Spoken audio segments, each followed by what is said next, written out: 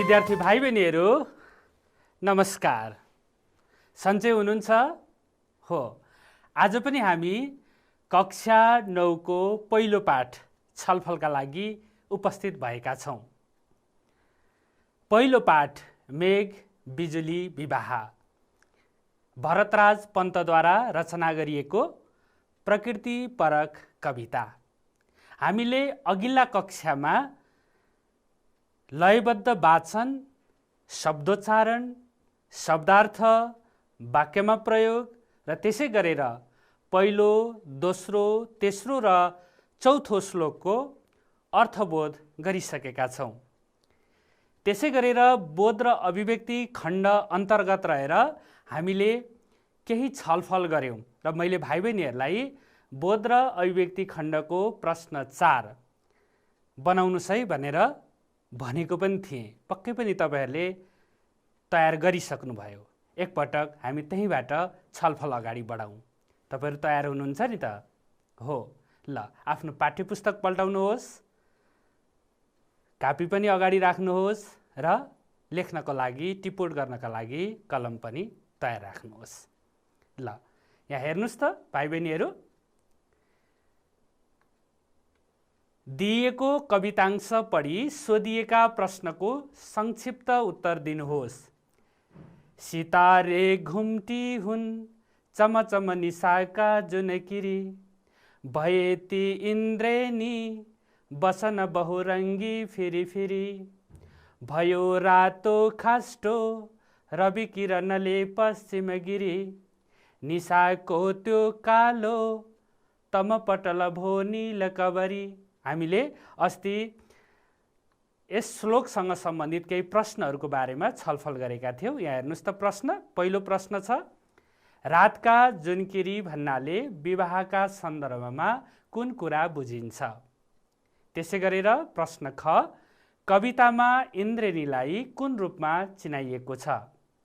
त्यसै गरेर प्रश्न ग, विवाहमा दुलहीको रातो पछ्यौरीको काम केले गरेको छ?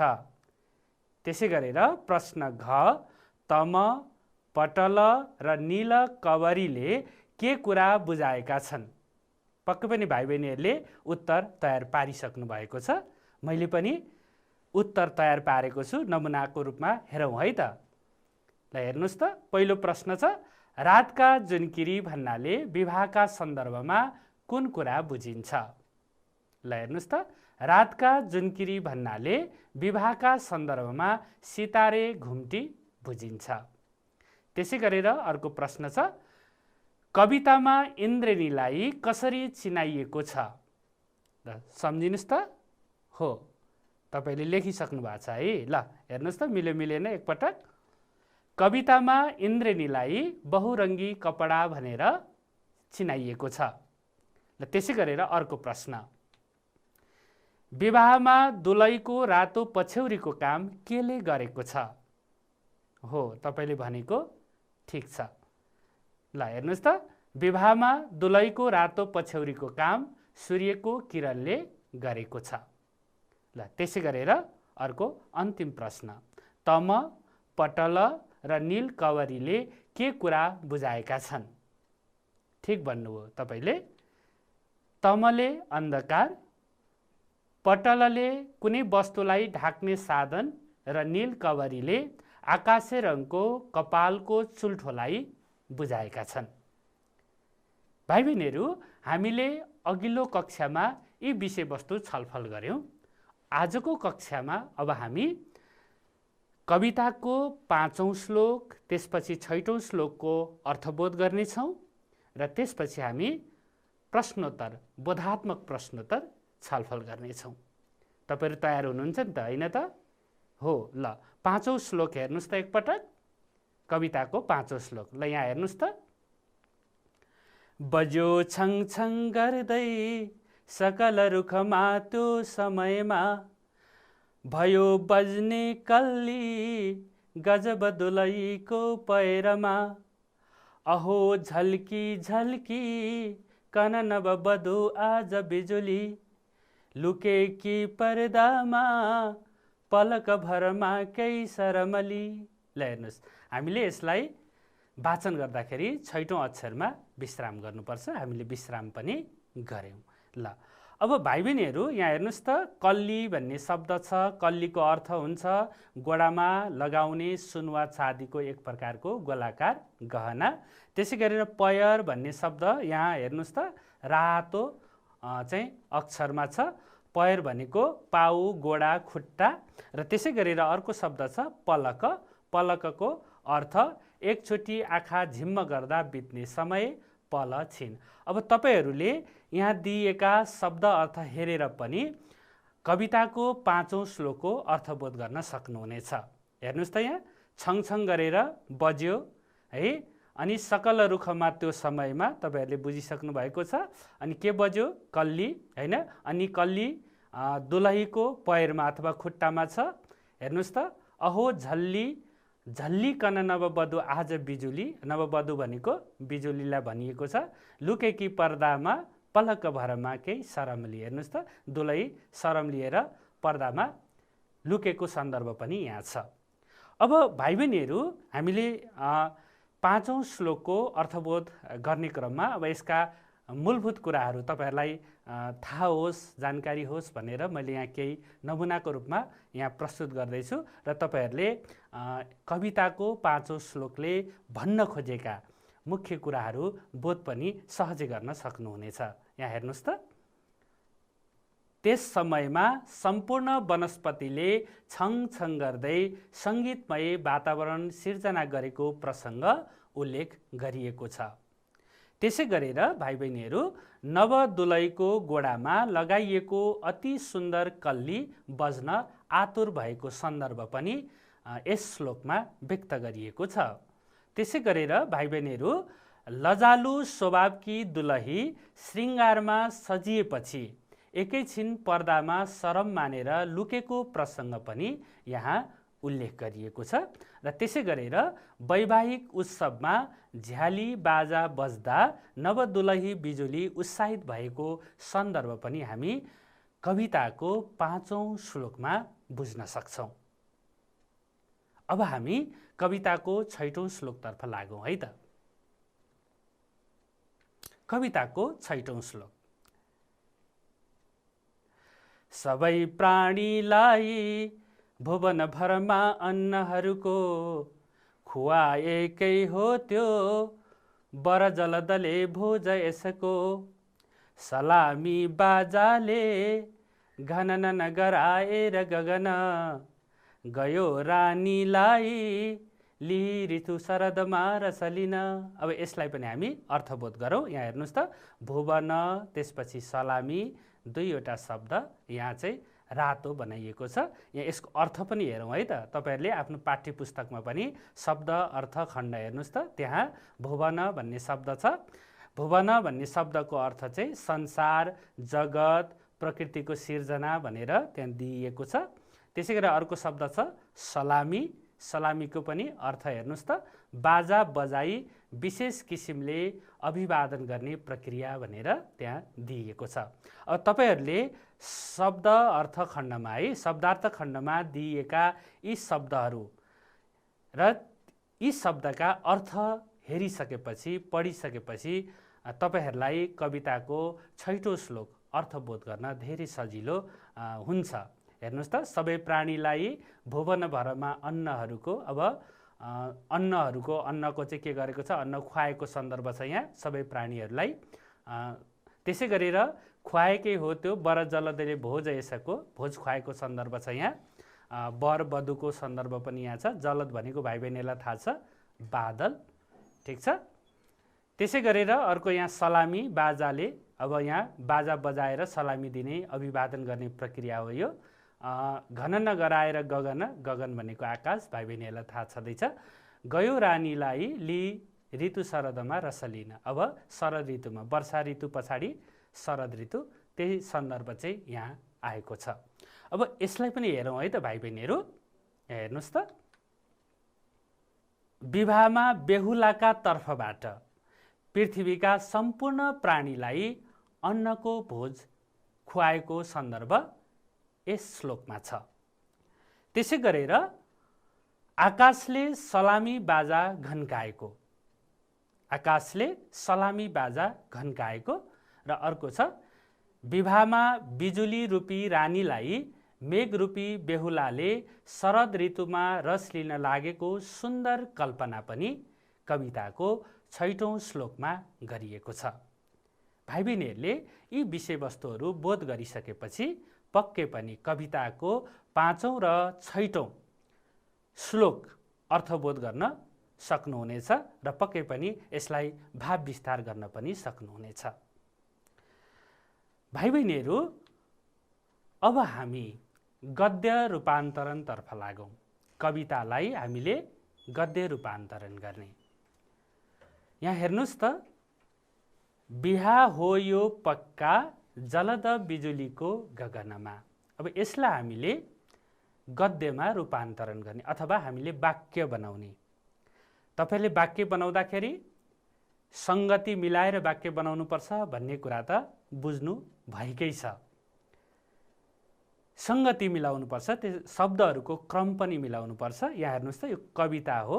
कविता भएका कारणले अब यहाँ चाहिँ शब्दहरूको क्रम व्याकरणको नियम अनुसार है, व्याकरणिक पदक्रम अनुसार यहाँ मिलेको छैन। अब हामीले व्याकरणिक पदक्रम अनुसार मिलायौँ भने चाहिँ गद्य रूपान्तरण हुन्छ। कविता पद्यमा छ, त्यसलाई हामीले गद्य बनाउने। ल बनाउनुस् त, बिहा हो यो पक्का जलद बिजुलीको गगनमा। हो, तपाईले अनुमान गरिसक्नुभयो। यहाँ हेर्नुहोस् त, जलद बिजुलीको यो बिहा गगनमा पक्का हो। यही छ, हेर्नुहोस् त, यहीँका शब्दहरूलाई हामीले राखेर यसरी गद्य रूपान्तरण गर्न सक्छौँ। त्यसै गरेर अर्को पनि हेरौँ है त भाइ बहिनीहरू। यहाँ हेर्नुहोस् त, बज्यो छङछङ गर्दै सकल रुखमा त्यो समयमा। यसलाई पनि गद्य रूपान्तरण गर्नुपर्छ।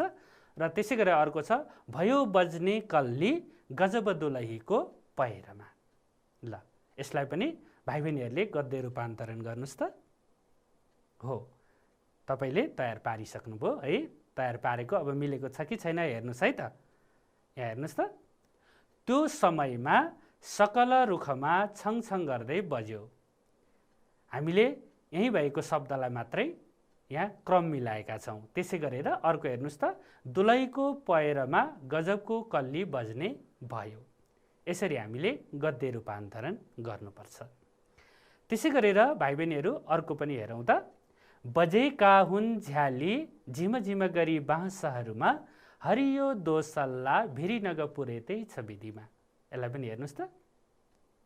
हो, यसलाई पनि हामीले गद्य रूपान्तरण गर्न सक्छौँ। यसरी गर्न सकिन्छ। भाइ बहिनीहरूलाई पनि थाहा भइसक्यो। झ्याली झिमझिम गरी बाँसहरूमा बजेका हुन्। अर्को छ, पुरेत नगको हरियो दोसल्ला भिरी विधिमा छ। यसरी हामीले गद्य रूपान्तरण गर्नुपर्छ। त्यसै गरेर भाइ बहिनीहरू यहाँ अर्को पनि हेर्नुहोस् त, सबै प्राणीलाई भुवनभरमा अन्नहरूको खुवाएकै हो त्यो बर जलदले भोज यसको सलामी बाजाले घननन गराएर गगन गयो रानीलाई ली ऋतु शरदमा रस लिन। ल अब यहाँ रातो अक्षरमा दिएका हेर्नुहोस् त, यो लाइन दोस्रो है, यसलाई हामी श्लोक भन्छौँ है। अब यहाँ चाहिँ पङ्क्ति, दोस्रो पङ्क्ति हेर्नुहोस् त। दोस्रो पङ्क्ति र चौथो पङ्क्तिलाई तपाईहरूले गद्य रूपान्तरण गर्नुहोस् त। हो, गरिसक्नुभयो। ल तपाईहरूले बनाएको, तपाईहरूले गद्य रूपान्तरण गरेको हेर्नुहोस् त, मिल्यो मिलेन म तपाईहरूलाई यहाँ प्रस्तुत गर्दैछु है त भाइ बहिनीहरू। ल हेर्नुहोस् त भाइ बहिनीहरू, यहाँ त्यो बर जलदले यसको भोज खुवाएकै हो। खुवाएकै हो, त्यो बर जलदले भोज यसको भन्नेलाई त्यो बर जलदले यसको भोज खुवाएकै हो। यसरी हामीले गद्य रूपान्तरण गर्न सक्छौँ। त्यसै गरी अर्को हेर्नुहोस् त, गयो रानीलाई लिही ऋतु शरदमा रस लिन। त्यसलाई रानीलाई लिई शरद ऋतुमा रस लिन गयो। हामीले यसरी गद्य रूपान्तरण पनि गर्न सक्छौँ। विद्यार्थी भाइ बहिनीहरू, हामीले कविताको 5औं र 6औं श्लोकको अर्थबोध र त्यसपछि गद्य रूपान्तरण सम्बन्धी क्रियाकलाप छलफल गर्यौं। अब हामी थप छलफल अगाडि बढाउनेछौँ। अब हामी छलफल व्याख्या गर्ने कुरामा, त्यसपछि मानवीकरण, कवितामा प्रकृतिलाई मानवीकरण गरिएको छ, मानवीकरण कसरी कहाँ गरिएको छ, यस सन्दर्भमा पनि छलफल गर्नेछौँ। त्यसपछि पाठलाई समीक्षा पनि गर्नेछौँ। भाइ बहिनीहरू, अब हामी संक्षिप्त उत्तर लेखनतर्फ छलफलमा अगाडि बढौँ। संक्षिप्त उत्तर तपाईहरुलाई थाहा नै छ। हामीले अति संक्षिप्त उत्तर 1 वाक्यमा लेख्छौं र संक्षिप्त उत्तर चाहिँ हामीले 5 वाक्यमा, 4 वा 5 वाक्यमा लेख्नुपर्छ। अनुच्छेद 4-5 वाक्यको अनुच्छेद बनाएर संक्षिप्त उत्तर हामीले लेख्नुपर्छ। संक्षिप्त उत्तर लेखनका सन्दर्भमा हामीले बुझ्नै पर्ने कुरा हेर्नुस् त, प्रश्नको मूल आशय पत्ता लगाई खदिलो उत्तर लेख्नुपर्छ। त्यसै गरेर अर्को कुरा हेर्नुस् त, संक्षिप्त उत्तरमा विषयवस्तुको ज्ञान, प्रस्तुति, मौलिकता र भाषिक शुद्धता हुनुपर्छ। भाइ बहिनीहरूले संक्षिप्त उत्तर लेख्दाखेरि यी विषयवस्तु ध्यान दिनुभयो भने, यी विषयवस्तुमा ध्यान पुर्याउनु भयो भने तपाईले तयार पारेको संक्षिप्त उत्तर राम्रो उत्तर हुन सक्छ, नमुना उत्तर हुन सक्छ। प्रश्न हेरौँ है त एकपटक। हेर्नुस् त, प्रश्न 5, बोध अभिव्यक्ति खण्डको प्रश्न 5, दिएका प्रश्नको उत्तर लेख्नुहोस् भनिएको छ। र प्रश्नहरू हेर्नुस् त, मेघ बिजुली विवाहको मण्डप र चँदुवाको काम केले गरेका छन्। त्यसै गरेर अर्को प्रश्न छ, कविताको 5औं श्लोकमा के कुरा व्यक्त गरिएको छ। अर्को प्रश्न छ, विवाह मण्डपमा कस्ता कार्य गरिन्छन्, कविताका आधारमा लेख्नुहोस्। त्यसै गरेर प्रश्न घ मा कवितामा प्रकृतिको वर्णन कसरी गरिएको छ। तपाईहरुले कविताको अर्थबोध गरिसक्नुभयो, कविताका सबै श्लोकको अर्थबोध गरिसक्नु भएको छ, भावबोध पनि गर्नुभएको छ। अब यहाँ दिएका प्रश्नहरूको उत्तर तपाईहरुलाई पक्कै पनि थाहा भइसक्यो। मेघ बिजुली विवाहको मण्डप अनि चँदुवाको काम चाहिँ कसले गरेको छ भनेर त्यहाँ कविताका श्लोकभित्र के कुराहरू छन् एकपटक मनन गर्नुस्। त्यसै गरेर कविताको 5औं श्लोक अघि हामीले छलफल पनि गर्यौं। 5औं श्लोकमा कस्ता कुरा व्यक्त गरेका छन् त्यो पनि हेर्नुस्।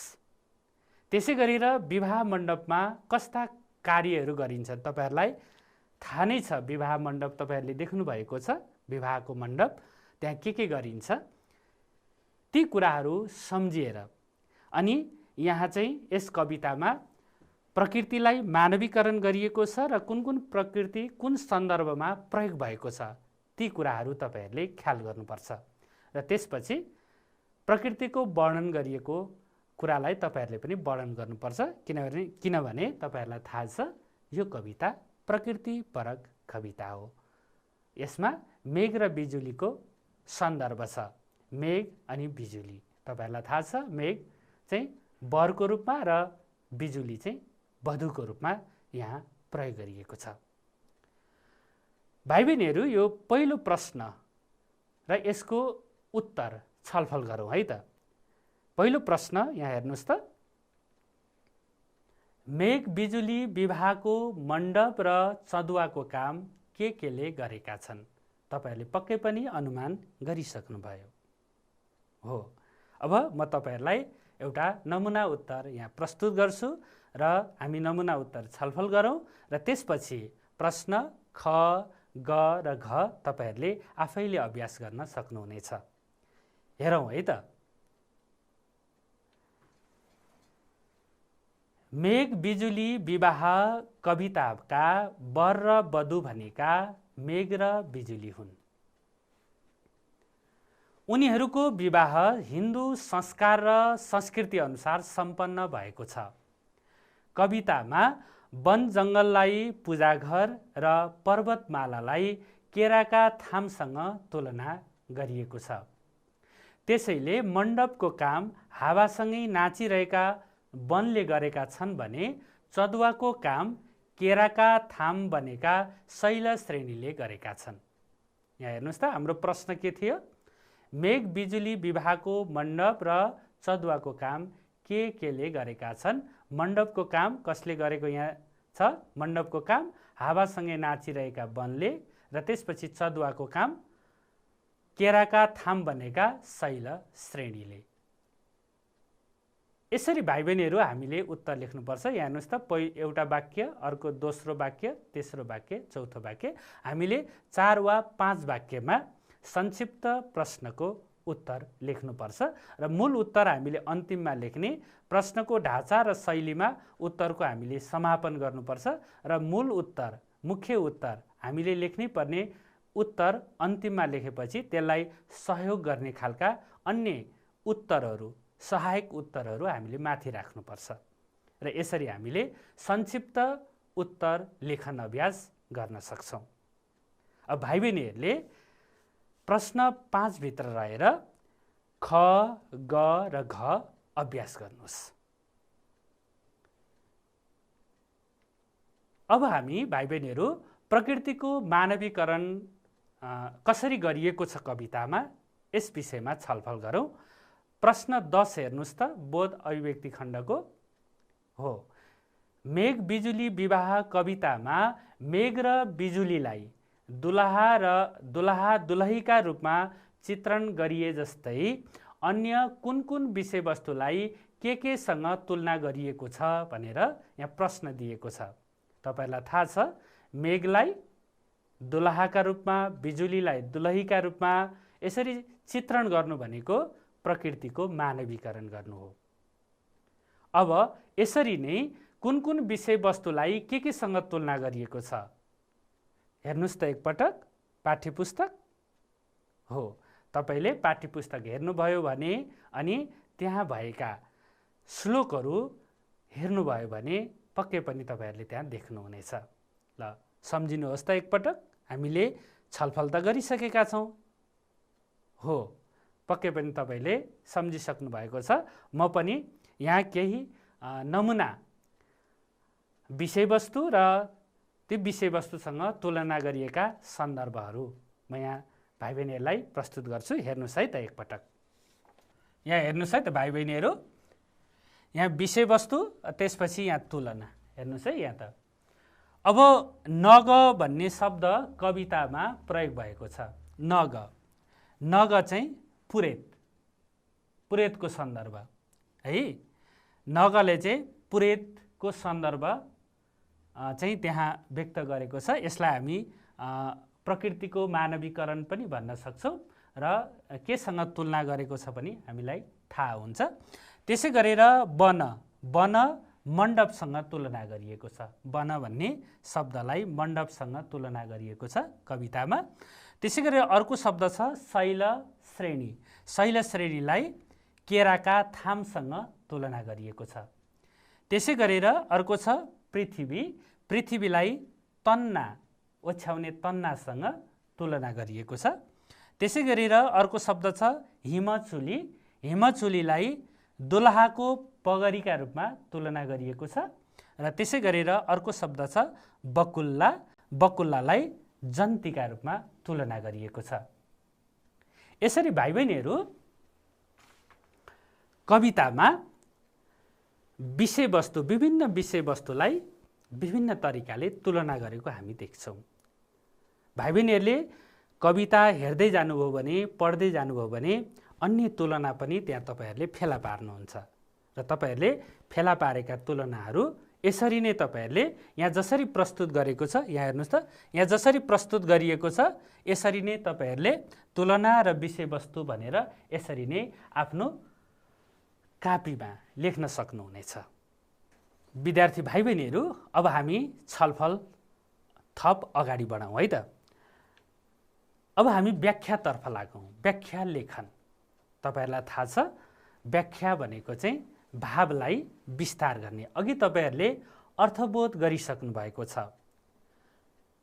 कविताका सबै श्लोकहरूको अर्थबोध सम्बन्धी हामीले छलफल गरिसकेका छौँ। 5औं र 6औं श्लोकलाई आज हामीले अर्थबोधको अभ्यास गर्यौँ या छलफल गर्यौँ। त्यसै गरी अघिल्ला कक्षाहरूमा तपाईँहरूले छलफल गरिसक्नु भएको छ। अब हामी व्याख्या लेखन अथवा भाव विस्तार सम्बन्धी छोटो चर्चा गरौँ। भन्नुहोस् त, व्याख्या लेखन भनेको के होला, कसरी गर्ने होला? हो, तपाईँले अनुमान सही गर्नुभयो। सम्बन्धित अंशले दिने अर्थको विविधताको सबभन्दा सुरुमा खोजी गर्नुपर्छ। जस्तै एकतामा बल हुन्छ भन्यो भने अब एकता भन्ने शब्दबाट पनि भाइ बहिनीहरूले सुरु गर्न सक्नुहुनेछ, अथवा बल भन्ने शब्दबाट पनि तपाईँहरूले भावलाई विस्तार गर्न सक्नुहुनेछ। अब एकताबाट सुरु गर्नुभयो भने एकता भनेको एक हुनु, मिलिजुली बस्नु, यसरी तपाईँहरूले सुरु गर्न सक्नुहुनेछ। अनि बल भनेको, जस्तै बल भनेको शक्ति हो, तागत हो, हैन भनेर त्यसरी अगाडि बढ्न सक्नुहुनेछ। यसलाई हामीले के भन्यौँ त भन्दा सम्बन्धित अंशले दिने अर्थको विविधताको खोजी गर्नुपर्छ सुरुमा भाव विस्तार गर्दा। त्यसपछि भाइ बहिनीहरू विभिन्न तर्क र उदाहरण प्रस्तुत गर्दै उक्त अंशको व्याख्या र विश्लेषण गर्नुपर्छ। त्यसपछि भाइ बहिनीहरू उक्त अंशसँग सम्बन्धित व्यङ्ग्य वा प्रतीकात्मक अर्थप्रति सङ्केत गर्नुपर्छ। यदि आवश्यक छ भने व्यङ्ग्यात्मक र प्रतीकात्मक विषयवस्तुलाई पनि हामीले जोड्नुपर्छ। यदि छैन, हामीलाई व्याख्या गर्न दिएको पङ्क्तिमा अथवा हरफमा ती कुराहरू छैनन् भने हामीले यी कुराहरू गरिरहनु पर्दैन, तर तर्क र उदाहरणद्वारा पुष्टि गर्ने कुरा चाहिँ हामीले गर्नुपर्छ। त्यसै गरेर अर्को छ सार तत्त्वको पहिचान र पुष्टि गर्नुपर्छ। यसरी हामीले व्याख्या गर्न सक्छौँ। हामीले अर्थको विविधताको खोजी गर्दै त्यसपछि हामीले पाठका सन्दर्भहरू विभिन्न उदाहरणद्वारा त्यहाँ प्रस्तुत गर्दै, तर्कद्वारा पुष्टि गर्दै अनि सार तत्त्वको पहिचान र पुष्टिसम्म पुगेर हामीले व्याख्यालाई चाहिँ पुरा गर्न सक्छौँ। भाइ बहिनीहरू, यहाँ हेर्नुहोस् त, व्याख्या गर्नुहोस् भनेर एउटा यहाँ श्लोक छ। पहिलो श्लोक छ, बिहा हो यो पक्का जलद बिजुलीको गगनमा, जुरेको यो राम्रो ग्रह गति असारे लगनमा, बजेका हुन् झ्याली झिम झिम गरी बाँसहरूमा, हरियो दोसल्ला भिरी नगपुरेतै छ विधिमा। तपाईँहरूले कविताको यस श्लोकलाई व्याख्याको अभ्यास गर्न सक्नुहुनेछ। म तपाईँहरूलाई अलिकति सजिलो होस् भनेर, किनभने तपाईँहरूले कविताका अन्य श्लोकको पनि व्याख्या गर्नुपर्छ। हो, अन्य श्लोकको व्याख्या गर्न सजिलो होस् भनेर म यस श्लोकको नमुना व्याख्या यहाँ सुनाउँछु है त। यहाँ हेर्नुहोस् त, हामीले यसरी व्याख्या गर्न सक्छौँ। विवाह सांस्कृतिक उत्सव हो। यस उत्सवका माध्यमबाट वर र वधु वैवाहिक सम्बन्धमा गाँसिन्छन्। यस कवितामा वर र वधु क्रमशः मेघ र बिजुली बनेका छन्। मेघ र बिजुलीको विवाह हिन्दू संस्कार र संस्कृति अनुसार आयोजना गरिएको छ। असार महिनामा ग्रह गति मिलाएर विवाहको लगन जुराइएको छ। असार महिनामा हुन लागेको उक्त विवाहमा प्रकृति जगत नै एकजुट भएका छन्। बाँसका झ्याङले झ्याली बजाएका छन्। सिङ्गो प्रकृति जगत पञ्चे बाजा बजाउन क्रियाशील छ। पहाडले हरियो दोसल्ला ओढेको छ। वरिपरिका अग्ला डाँडा पुरेत बनेर विवाह मण्डपमा बसेका छन्।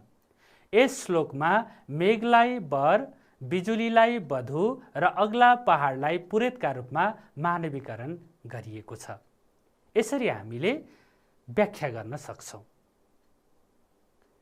भाइ बहिनीहरू, अब हामी समीक्षातर्फ अगाडि बढौँ। समीक्षात्मक उत्तर लेखन।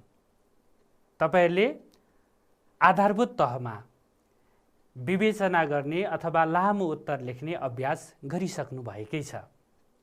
अब हामी माध्यमिक तहमा आइसकेपछि विवेचनालाई हामीले समीक्षात्मक रूपमा लेख्नुपर्ने हुन्छ। यसको संरचना छलफल गरौँ है त। यसको संरचना कस्तो हुन्छ त? हेर्नुहोस् त, यसमा परिचय खण्ड हुन्छ भाइ बहिनीहरू। परिचय खण्डमा हामीले लेखक परिचय, पाठ परिचय र प्रश्नमा प्रवेश हामी गर्न सक्छौँ समीक्षा गर्दाखेरि। लेखक परिचय हामीले धेरै लेख्नु पर्दैन, हामीले नाम सङ्केत गर्ने हो र थाहा छ भने अलिकति उनका प्रवृत्तिलाई थोरै सङ्केत गर्ने हो। त्यसपछि पाठ परिचय भनेको चाहिँ सम्बन्धित पाठ, जस्तै हामीले मेघ बिजुली विवाह कविताका सन्दर्भमा छलफल गर्दैछौँ भने मेघ बिजुली विवाह कस्तो खालको कविता हो, त्यहाँ के छ, अलिकति थोरै परिचयात्मक रूपमा हामीले त्यहाँ लेख्नुपर्छ र त्यसपछि मूल प्रश्नमा प्रवेश गर्नुपर्छ। त्यसै गरेर अर्को खण्ड हुन्छ विश्लेषण खण्ड भाइ बहिनीहरू। विश्लेषण खण्डमा चाहिँ प्रश्नमा केन्द्रित भएर पाठको क्रमशः विश्लेषण गर्दै जानुपर्छ र त्यसपछि हामीले तर्कपूर्ण र विश्लेषणात्मक शैलीमा भावको चाहिँ समीक्षा गर्नुपर्छ र अन्तिममा निष्कर्ष खण्ड हुन्छ, निचोड खण्ड पनि भन्छौँ हामी। निष्कर्ष खण्डमा चाहिँ भाषा शैली र प्रस्तुतिकरणको सङ्केतसहित प्रश्नको आशयमा केन्द्रित हुँदै उत्तरको समापन गर्नुपर्छ। यसरी हामीले 3वटा खण्डमा अथवा परिचय खण्ड, विश्लेषण खण्ड र निष्कर्ष खण्डभित्र रहेर हामीले पाठलाई समीक्षा गर्नुपर्छ। अब हामी यो सिङ्गो कवितालाई नै समीक्षा गरौँ। सिङ्गो कविता मेघ बिजुली विवाह शीर्षकको कवितालाई समीक्षा गरौँ र हामीले समीक्षा गर्दाखेरि परिचय खण्ड र त्यसपछि विश्लेषण खण्ड र निष्कर्ष खण्डलाई हामीले चाहिँ मिलाएर त्यसको आदि मध्य र अन्त्यको क्रम पनि मिलाएर हामीले यसलाई चाहिँ समीक्षा गर्नुपर्छ। अब पाठलाई समीक्षा गरौँ है त भाइ बहिनीहरू। हेर्नुहोस् त, कविताको समीक्षा। नेपाली कविताको आधुनिक कालको परिष्कारवादी धारामा कलम चलाउने प्रतिभामध्ये भरतराज पन्तको नाम अग्रपङ्क्तिमा आउँछ। उनका कवितामा प्रकृति चित्रण, हार्दिकता र सांस्कृतिक चेत पाइन्छन्। भावानुकूल अलङ्कार योजना र प्राकृतिक बिम्बको सहायताले गर्दा यिनका कविता आकर्षक र मनमोहक बन्न पुगेका छन्। कवितामा एकातिर हिन्दू संस्कृतिको चित्र उतारिएको छ, अर्कातिर भने वर्षायाममा देखिने विभिन्न प्राकृतिक रमणीयताको संयोगबाट वैवाहिक कार्यक्रमको जस्तो झलक दिई पृथ्वीलाई सधैँ सम्पन्न बनाउन लागिरहनुपर्ने विचार व्यक्त गरिएको छ। अर्को पनि हेरौँ। कविले प्रस्तुत कवितामा मेघलाई वर र बिजुलीलाई वधुका रूपमा चित्रण गरेका छन्। हिन्दू संस्कार र संस्कृति अनुसार विवाह सम्पन्न भएको सुन्दर परिकल्पना गरिएको छ। मानिस जस्तै प्रकृति असारे दिनमा विवाहको लगनमा जुटेको छ। असारको शुभ लगनमा मेघ र बिजुलीको विवाह सम्पन्न भएको छ। असारे लगनमा वर्षा भई सम्पूर्ण धरतीलाई सिंचित गर्ने सन्दर्भले कवितामा प्रकृतिको वस्तु चित्रलाई प्रष्ट पारेको पाइन्छ। त्यसै गरेर अर्को अनुच्छेद हेरौँ। विवाह उत्सवमा बाँसका झ्याङले झ्याली बजाएका छन्। हरियो दोसल्ला भिरेर पहाडले पुरेतको काम गरेको छ। मयूरको श्रुति मधुरतामा वेद ध्वनि प्रतिध्वनित भएको छ। पर्वतमाला केराका थाम र चदुवा बनेका छन्। पृथ्वीलाई तन्नाका रूपमा मान्दै हरियो चौरलाई मखमली सुन्दर गलैँचाको बिम्ब बनाइएको छ। कवितामा हिमचुली दुलाहाको रातो फेटा र बकुल्ला विवाहका जन्ती बनेका छन्। निशाकालमा चम्किने जुनकिरी चमचम गर्दै सितारा जडित घुम्टो बनेका छन्। इन्द्रेणी दुलहीका रङ्गीचङ्गी लुगा बनेको छ। साँझ पखका सूर्यका किरणले रङ्गिएको पहाड रातो खास्टो बनेको छ। रातको अन्धकार बेहुलीको केशको निलो चुल्ठो बनेको छ। त्यसै गरेर अर्को अनुच्छेद पनि हेरौँ। प्रकृतिलाई मानवीकरण गरी सम्पन्न हुन लागेको प्रस्तुत विवाहमा बेहुलाका तर्फबाट पृथ्वीका सम्पूर्ण प्राणीलाई अन्नको भोज खुवाइएको छ। आकाशले यसको सलामी बाजा घन्काएको छ। विवाहमा बिजुली रूपी रानीलाई मेघ रूपी बेहुलाले शरद ऋतुमा रस लिन लागेको सुन्दर कल्पना गरिएको प्रसङ्ग समेत उल्लेख गरिएको छ। त्यसै गरेर भाइ बहिनीहरू, अन्तिम अनुच्छेद हेरौँ। शिखरिणी छन्दमा रचना गरिएको यस कवितामा विभिन्न बिम्ब र प्रतीकको प्रयोग भएको छ। जलद, बिजुली, गगन, निशा, जन्ती, नववधु जस्ता सांस्कृतिक बिम्बको प्रयोगले कवितालाई उत्कर्षमा पुर्याइएको छ। मेघ र बिजुलीको विवाह पश्चात जल बर्सिन गई पृथ्वी हराभरा हुने र प्रकृतिमै सम्पूर्ण मानव बाँच्ने कुरा एकातिर गरिएको छ भने दुलहा र दुलहीको मिलनबीच नयाँ सृष्टिको सुरुवात हुने कुरालाई प्रतीकात्मक रूपमा देखाइएको छ। प्राकृतिक सौन्दर्यलाई देखाएर मान्छेलाई कर्मवादी भई पृथ्वीलाई हराभरा बनाउने कार्यमा संलग्न हुने सन्देश यस कविताले दिएको छ। यसरी हामीले कविताको समीक्षा गर्न सक्छौँ।